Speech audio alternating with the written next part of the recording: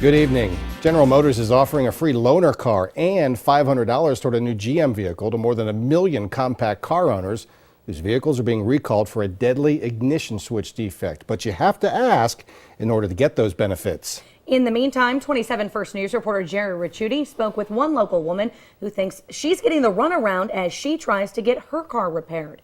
He joins us here in the studio with more. Jerry?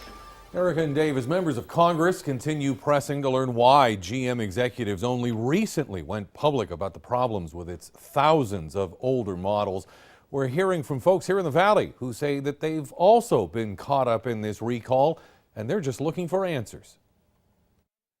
They don't care about me?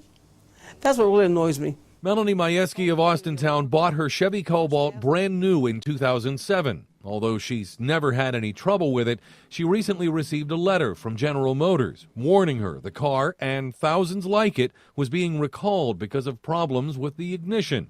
A letter sent from GM to its dealers states under certain conditions the ignition switch could move out of the run position, causing the vehicle to suddenly shut off. So my concern is, when I get in a car, what's going to happen?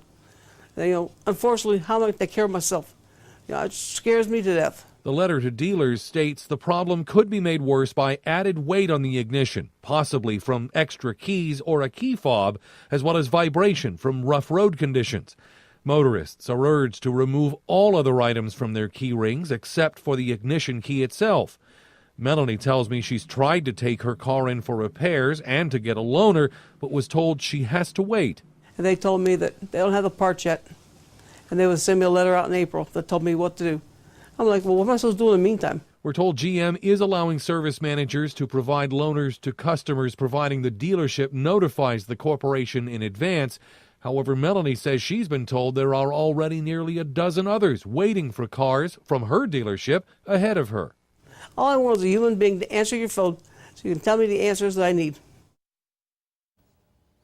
We're told those replacement parts, as well as the instructions on how to install them and make the needed repairs, should arrive at dealerships by April 7th. At that point, customers should be receiving letters telling them when they can bring their own cars in. In the meantime, there is a GM website with up-to-date information on this recall. You can access it by going to our website, WKBN.com. Dave? That investigation will continue and